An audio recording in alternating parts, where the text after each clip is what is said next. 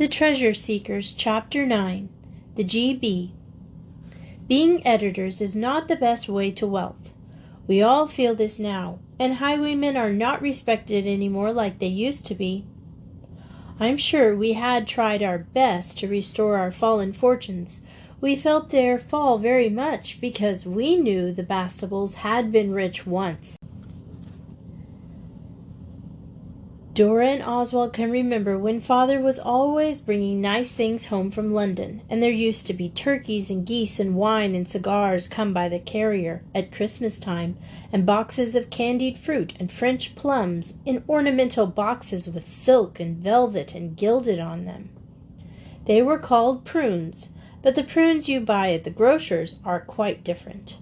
But now there is seldom anything nice brought from London, and the turkey and the prune people have forgotten Father's address. "How can we restore those beastly fallen fortunes?" said Oswald. "We've tried digging and writing and princesses and being editors and being bandits," said H.O. "When did you try that?" asked Dora quickly. "You know I told you it was wrong." "It wasn't wrong the way we did it," said Alice, quicker still, before Oswald could say, "Who asked you to tell us anything about it?" which would have been rude, and he is glad he didn't. "We only caught Albert next door." "Oh, Albert next door," said Dora contemptuously. I felt more comfortable, for even after I didn't say, "Who asked you?" and I was afraid Dora was going to come the good older sister she usually does. She does it a jolly sight too often. Dickie looked up from the paper he was reading and said, "This sounds likely." He read out, £100 secures partnership in lucrative business for sale of useful patent. $10 weekly. No personal attendance necessary. Jobbins, 300 Old Street Road. "I wish we could secure that partnership," said Oswald. "He's 12, and a very thoughtful boy for his age." Alice looked up from her painting. She was trying to paint a fairy queen's frock with green bice, and it wouldn't rub. "There's something funny about green bice. It never will rub off, no matter how expensive your paint box is, and even boiling water is very little use." She said, "Bother." And Oswald, "It's no use thinking about that. Where are we to get £100? £10 a week is £5 to us." Oswald went on. He had done the sum in his head while Alice was talking, because partnership means halves. It would be A1. Noel sat sucking his pencil. He had been writing poetry as usual.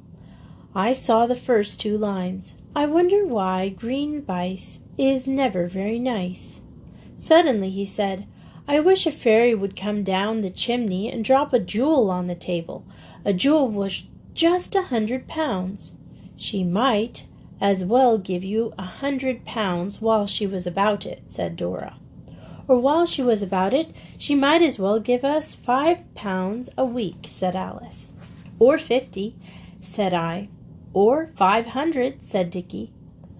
I saw H.O. open his mouth, and I knew he was going to say, "or 5,000, so I said, "Well, she won't give us 5 pence, but if you'd only do as I am always saying, and rescue a wealthy old gentleman from deadly peril, he would give us a pot of money, and he would have the partnership and £5 a week. £5 a week would buy a great many things."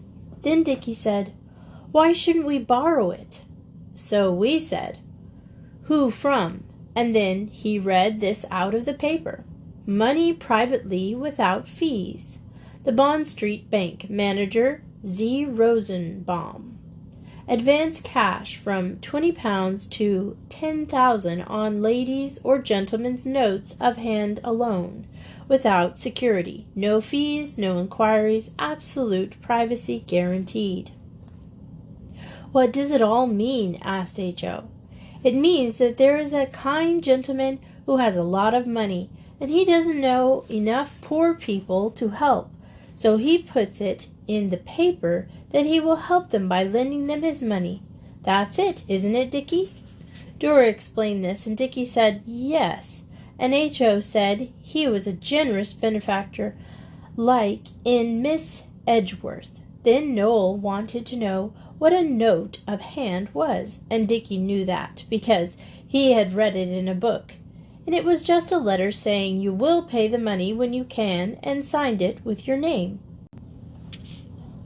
"No inquiries," said Alice. "Oh, Dickie, do you think he would?" "Yes, I think so," said Dickie. "I wonder Father doesn't go to this kind gentleman. I've seen his name before on a circular in Father's study." "Perhaps he has," said Dora, but the rest of us were sure he hadn't, because of course, if he had, there would have been more money to buy nice things. Just then Pincher jumped up and knocked over the painting water. He is a very careless dog. I wonder why painting water is always such an ugly color.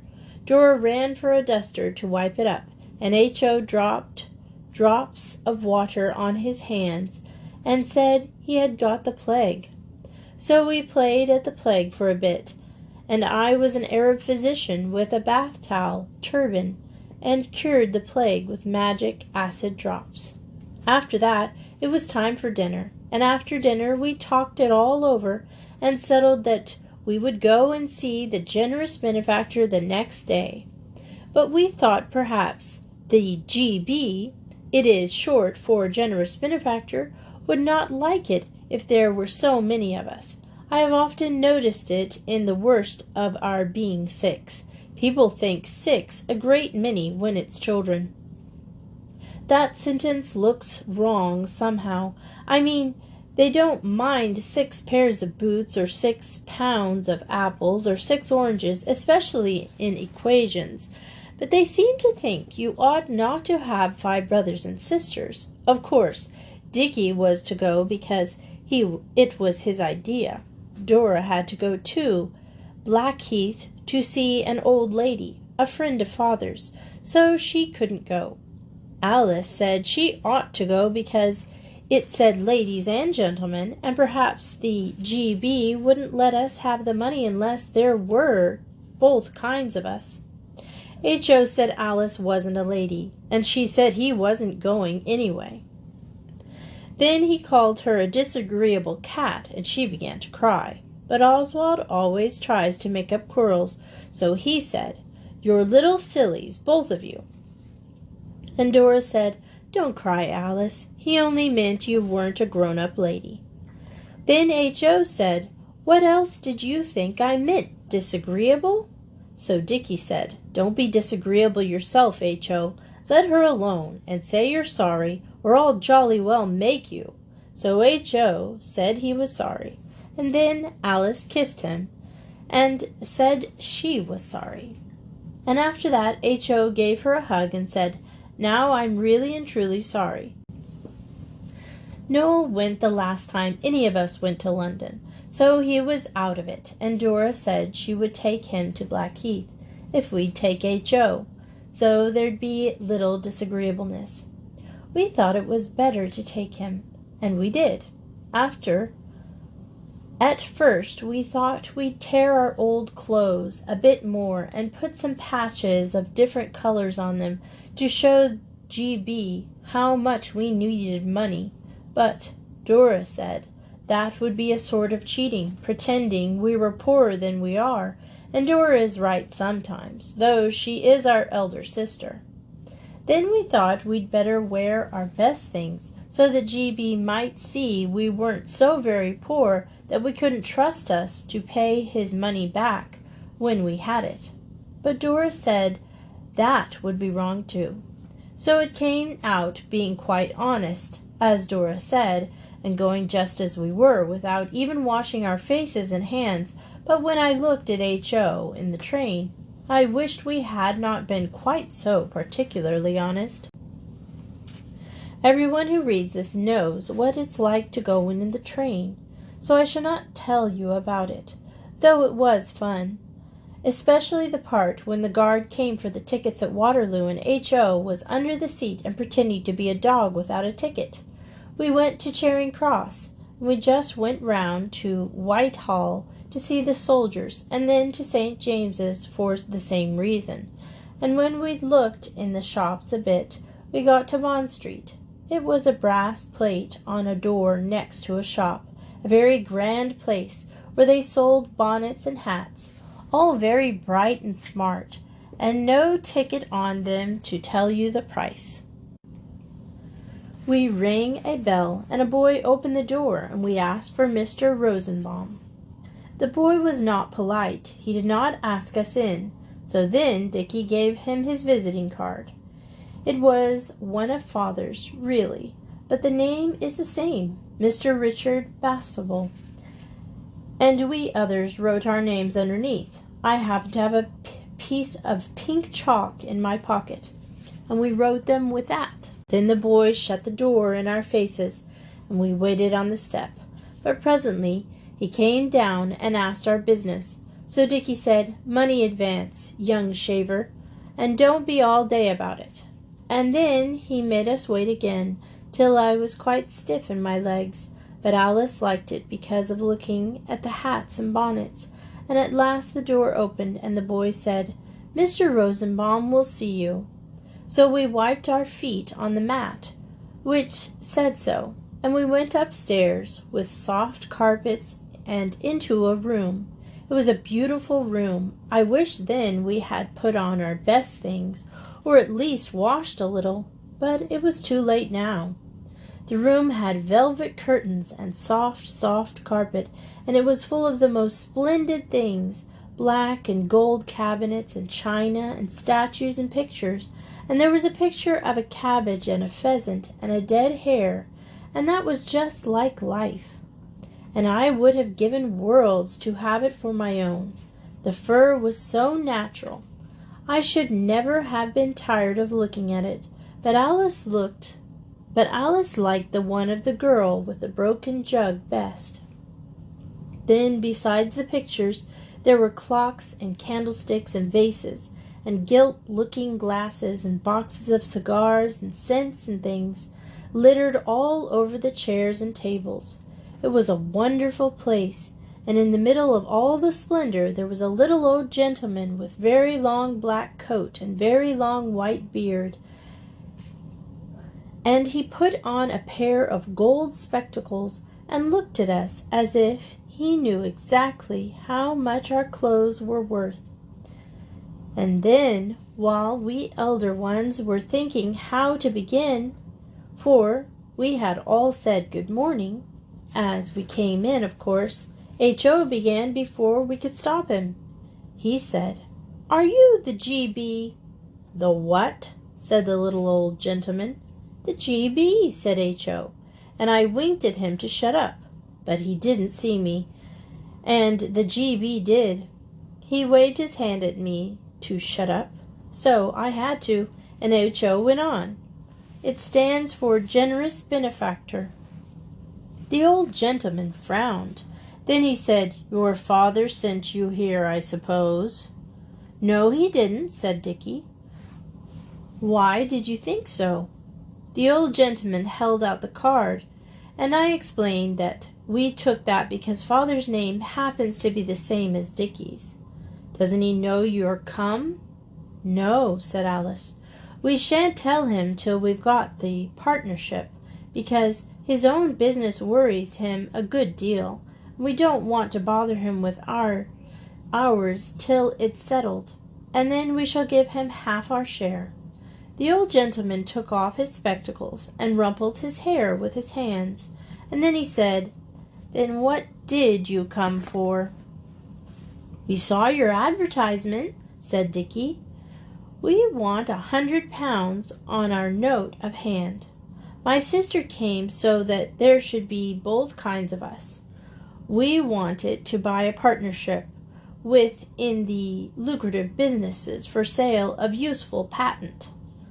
No personal attendance necessary."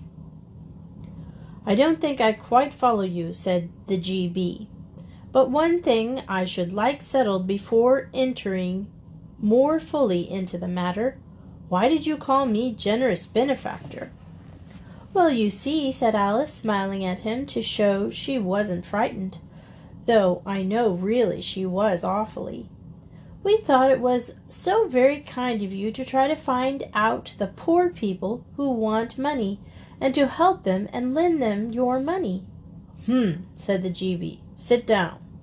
He cleared the clocks and vases and candlesticks off some of the chairs, and we sat down. The chairs were velvety, with gilt legs. It was like a king's palace. Now, he said, you ought to be at school instead of thinking about money. Why aren't you? We told him that we should go to school again when Father could manage it, but meantime we wanted to do something to restore the fallen fortunes of the house of Bastable. And we said we thought the lucrative patent would be a very good thing. He asked a lot of questions, and we told him everything we didn't think Father would mind our telling, and at last he said, You wish to borrow money. When will you repay it? As soon as we've got it, of course, said Dickie. Then the GB said to Oswald, You seem the eldest, but I explained to him that it was Dickie's idea, so my being eldest didn't matter. Then he said to Dickie, You are a miner, I presume? Dickie said he wasn't yet, but he had thought of being a mining engineer some day, and going to the Klondike. Miner, not miner, said the GB. I mean you're not of age. I shall be in 10 years, though, said Dickie. Then you might repudiate the loan, said the GB. Dickie said, What? Of course he ought to have said, I beg your pardon, I didn't quite catch what you said. That is what Oswald would have said. It is more polite than what? Repudiate the loan, said GB. I mean you might say you would not pay me back the money. The law could not compel you to do so. Oh, well, if you think we're such sneaks, said Dickie, and he got up off his chair. But the GB said, Sit down, I was only joking. Then he talked some more, and at last he said, I don't advise you to enter into this partnership. It's a swindle. Many advertisements are, and I have not £100 by me today to lend you, but I will lend you £1, and you can spend it as you like, and when you are 21 you shall pay me back. I shall pay you back long before that, said Dickie. Thanks awfully. And what about the note of hand? Oh, said the GB, I'll trust it to your honor. Between gentlemen, you know, and ladies. He made a beautiful bow to Alice. A word is as good as a bond. Then he took out a sovereign and held it in his hand while he talked to us. He gave us a lot of good advice about not getting into business too young, and about doing our lessons, just swatting a bit on our own hook so as not to be put in a low form when we went back to school. And all the time he was stroking the sovereign and looking at it as if he thought it very beautiful, and so it was, for it was a new one. And then at last he held it out to Dickie, and when Dickie put out his hand for it, the GB suddenly put the sovereign back in his pocket. No, he said, I won't give you the sovereign. I'll give you 15 shillings, and this nice bottle of scent. It's worth far more than the 5 shillings I'm charging you for it. And when you can, you shall pay me back the £1 and 60% interest. 60%, 60%. What's that? Said H.O. The GB said he'd tell us that when we paid him back the sovereign, but 60% was nothing to be afraid of.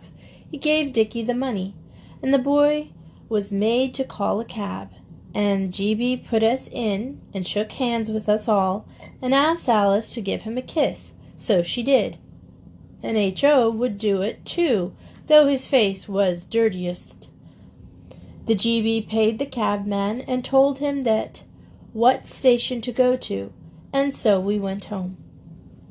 That evening Father had a letter by a 7 o'clock post, and when he read it, he came up into the nursery. He did not look quite so happy as usual, but he looked grave. "You've been to Mr. Rosenbaum's?" he said. So we told him all about it.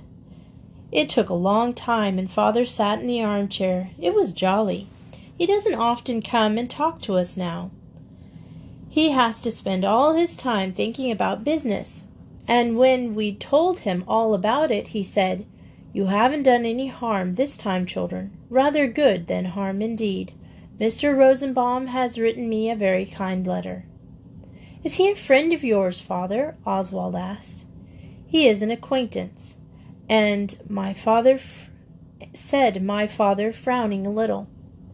"We've done some business together, and this letter—" He stopped and then said, "No, you didn't do any harm today, but I want you, for the future, not to do anything so serious as to try to buy a partnership without consulting me.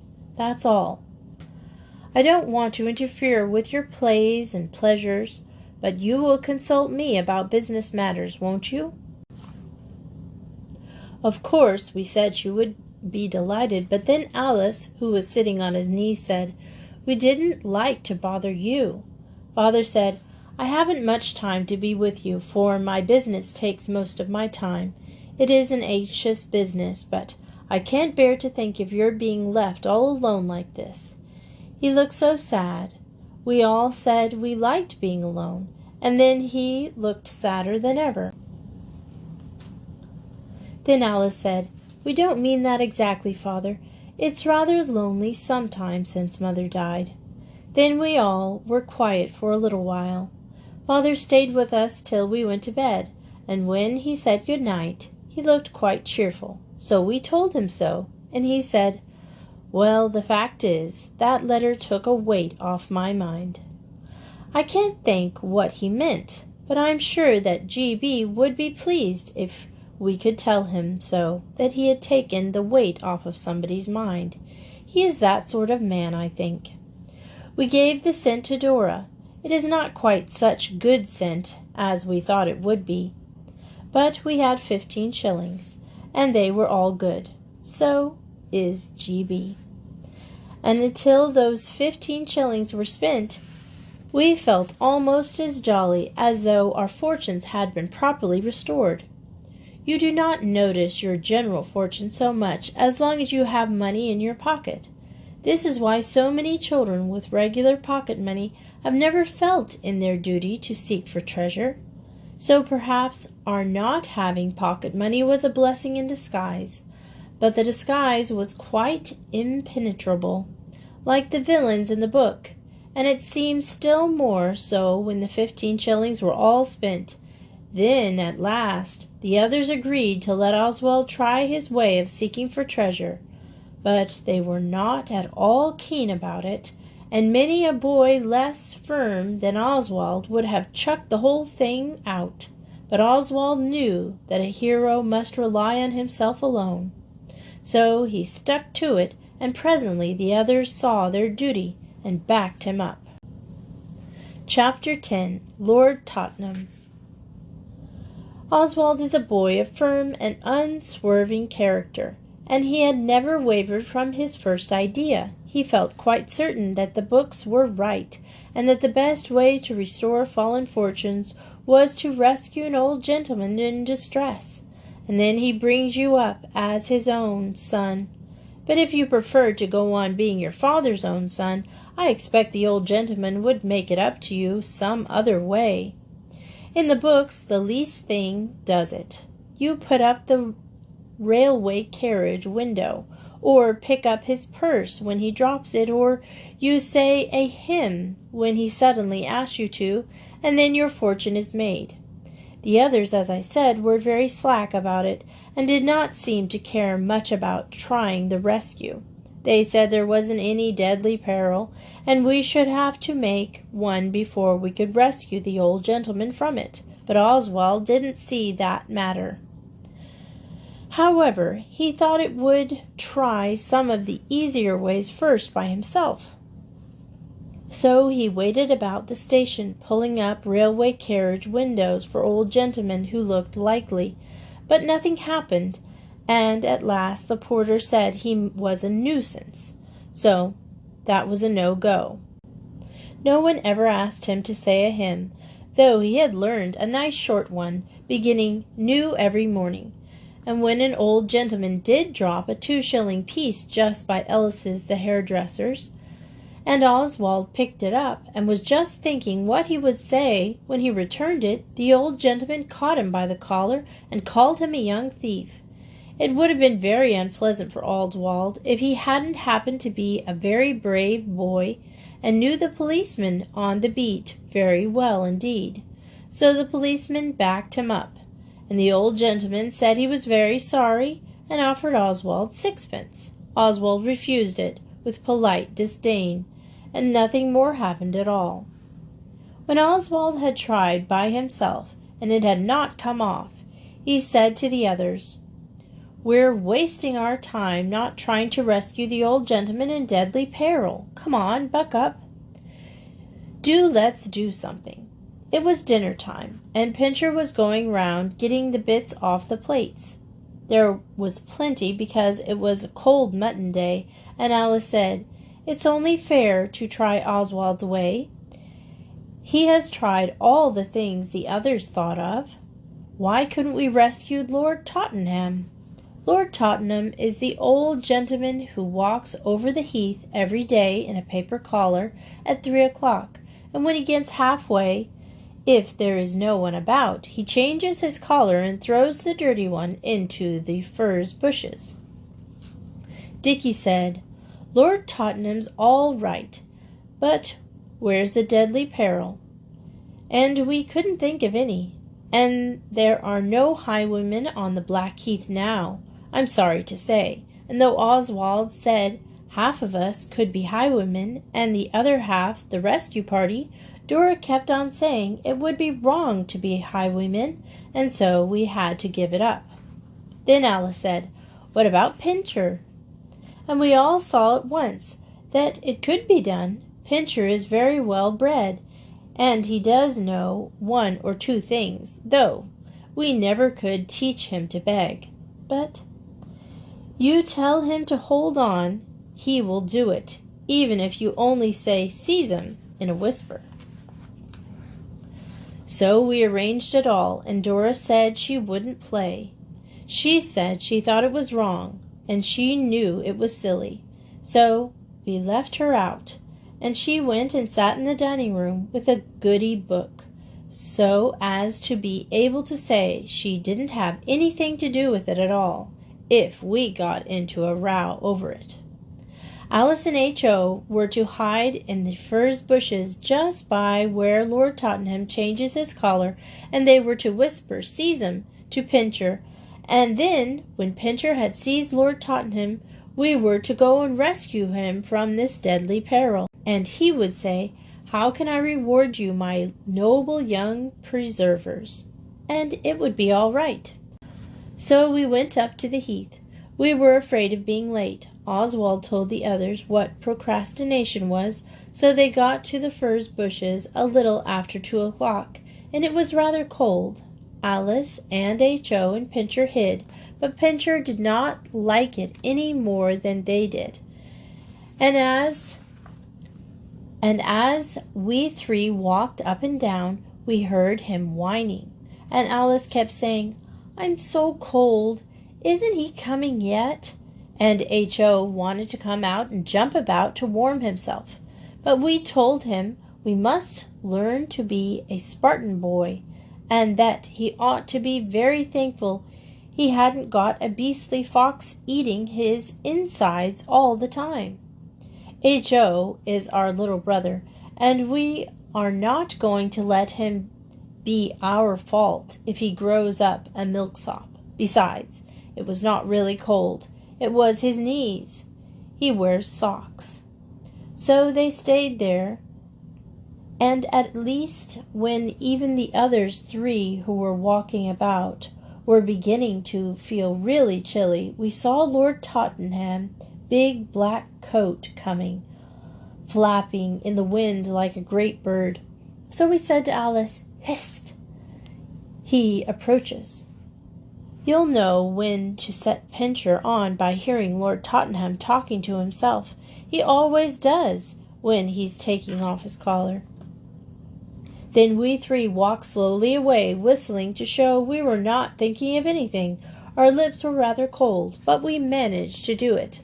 Lord Tottenham came striding along, talking to himself. People call him the mad protectionist. I don't know what it means, but I don't think people ought to call a lord such names. As he passed us, he said, "Ruin of the country, sir. Fatal error, fatal error." And then we looked back and saw he was getting quite near where Pincher was and Alice and H.O. We walked on so that he shouldn't think we were looking, and in a minute we heard Pincher's bark, and then nothing for a bit, and then we looked round, and sure enough, good old Pincher had got Lord Tottenham by the trouser leg, and was holding on like Billy-O, so we started to run. Lord Tottenham had got his collar halfway off, and it was sticking out sideways under his ear, and he was shouting, "Help! Help! Murder!" excitedly, as if someone had explained to him beforehand what he was to do. Pincher was growling and snarling and holding on. When we got to him, I stopped and said, "Dickie, we must rescue this good old man." Lord Tottenham roared in his fury. "Good old man be something or other. Call the dog off." So Oswald said, "It is a dangerous task, but we wouldn't hesitate to do any act of true bravery for you." And all the while Pincher was worrying and snarling, and Lord Tottenham shouted to us to get the dog away. He was dancing about in the road, with Pincher hanging on like grim death, and his collar flapping about where it was undone. Then Noel said, "Haste, ere it be too late." So I said to Lord Tottenham, "Stand still, aged sir, and I will endeavour to alleviate your distress." He stood still, and I stooped down and caught old Pincher, and whispered, "Drop it, sir, drop it." So then Pincher dropped it, and old Lord Tottenham fastened his collar again. He never does change it if there's anyone looking. And he said, "I'm much obliged, I'm sure. Nasty, vicious brute. Here's something to drink my health." But Dickie explained that we are teetotalers and do not drink people's healths. So Lord Tottenham said, "Well, I'm much obliged anyway, and now I come to look at you. Of course, you're not young ruffians, but gentlemen's sons, eh? Still, you won't be above taking a tip from an old boy. I wasn't when I was your age," and he pulled out half a sovereign. It was very silly, but now we'd done it, I felt it would be beastly mean to take the old boy's chink after putting him in such a funk. He didn't say anything about bringing us up as his own son, so I didn't know what to do. I let Pincher go, and was just going to say he was very welcome, and we'd rather not have the money, which seemed the best way out of it, when that beastly dog spoiled the whole show. Directly I let him go, he began to jump about at us and bark for joy and try to lick our faces. He was so proud of what he had done. Lord Tottenham opened his eyes, and he jumped as he said, "The dog seems to know you." And then Oswald saw it was all up, and he said, "Good morning," and tried to get away, but Lord Tottenham said, "Not so fast," and he caught Noel by the collar. Noel gave a howl, and Alice ran out from the bushes. Noel is her favourite. I'm sure I don't know why. Lord Tottenham looked at her, and he said, "So there are more of you." And then H.O. came out. "Do you complete the party?" Lord Tottenham asked him, and H.O. said there were only 5 of us this time. Lord Tottenham turned sharp off and began to walk away, holding Noel by the collar. We caught up with him and asked him where he was going, and he said, "To the police station." So then I said, quite politely, "Well, don't take Noel. He's not strong, and he easily gets upset. Besides, it wasn't his doing. If you want to take anyone, take me. It was my very own idea." Dickie behaved very well. He said, "If you take Oswald, I'll go too. But don't take Noel. He's such a delicate little chap." Lord Tottenham stopped, and he said, "You should have thought of that before." Noel was howling all the time, and his face was very white, and Alice said, "Oh, do let Noel go, dear, good, kind Lord Tottenham. He'll faint if you don't. I know he will. He does sometimes. Oh, I wish you'd never done it. Dora said it was wrong." "Dora displayed considerable common sense," said Lord Tottenham, and he let Noel go. And Alice put her arm round Noel and tried to cheer him up, but he was all trembly and white as paper. And then Lord Tottenham said, "Will you give me your word of honour not to try to escape?" So we said we would. "Then follow me," he said, and led the way to a bench. We all followed, and Pincher too, with his tail between his legs. He knew something was wrong. Then Lord Tottenham sat down, and he made Oswald and Dickie and H.O. stand in front of him. But he let Alice and Noel sit down, and he said, "You set your dog on me, and you tried to make me believe you were saving me from it, and you would have taken my half-sovereign. Such conduct is most— No, you shall tell me what it is, sir, and speak the truth." So I had to say it was most ungentlemanly, but I said I hadn't been going to take the half-sovereign. "Then what did you do it for?" he asked. "The truth, mind you." So I said, "I see now it was very silly, and Dora said it was wrong, but it didn't seem so till we did it. We wanted to restore the fallen fortunes of our house, and in the books, if you rescue an old gentleman from deadly peril, he brings you up as his own son, or, if you prefer to be your father's son, he starts you a business. So then you end in wealthy affluence. And there wasn't any deadly peril, so we made Pincher into one, and so—" I was so ashamed I couldn't go on, for it did seem an awful mean thing. Old Lord Tottenham said, "A very nice way to make your fortune, by deceit and trickery, and I have a horror of dogs. If I'd been a weak man, the shock might have killed me. What do you think of yourselves, huh?"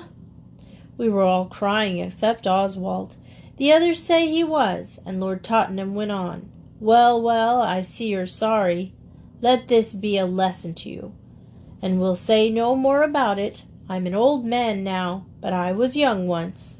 Then Alice slid along the bench closer to him and put her hand on his arm. Her fingers were pink through the holes in her woolly gloves, and she said, "I think you're very good to forgive us, and we are really very, very sorry. But we wanted to be like the children in the books, only we never have the chance they have. Everything they do turns out all right, but we are very sorry. And I know Oswald wasn't going to take the half-sovereign. Directly you said about the tip from an old boy, I began to feel bad inside, and I whispered to H.O. that I wished we hadn't." Then Lord Tottenham stood up, and he looked like the death of Nelson, for he is clean-shaven, and it is a good face. And he said, "Always remember never to do a dishonorable thing, for money or for anything else in the world." And we promised we would remember. Then he took off his hat, and we took off ours, and he went away, and we went home. I never felt so cheap in all my life. Dora said, "I told you so," but we didn't mind even that so much, though it was indeed hard to bear. It was what Lord Tottenham had said about ungentlemanly. We didn't go on to the heath for a week after that, but at last we all went, and we waited for him by the bench. When he came along, Alice said, "Please, Lord Tottenham, we have not been on the heath for a week, to be a punishment because you let us off, and we have brought you a present each, if you will take them to show you are willing to make it up." He sat down on the bench, and we gave him our presents. Oswald gave him a sixpenny compass. He bought it with my own money on the purpose to give him. Oswald always buys useful presents. The needle would not move after I had had it a day or two, but Lord Tottenham used to be an admiral, so he will be able to make that go all right. Alice had made him a shaving case, and with a rose worked on it, and H.O. gave him his knife, the same one he once cut all the buttons off his best suit with. Dickie gave him his prize, Naval Heroes, because it was the best thing he had, and Newell gave him a piece of poetry he had made himself. When sin and shame bow down the brow, then people feel just like we do now. We are so sorry with grief and pain, we never will be so ungentlemanly again. Lord Tottenham seemed very pleased. He thanked us, and talked to us for a bit, and then he said good-bye. He said, "All's fair weather now, mates," and shook hands, and whenever we meet him he nods to us, and if the girls were with us he takes off his hat, so he can't really be going on thinking us ungentlemanly now.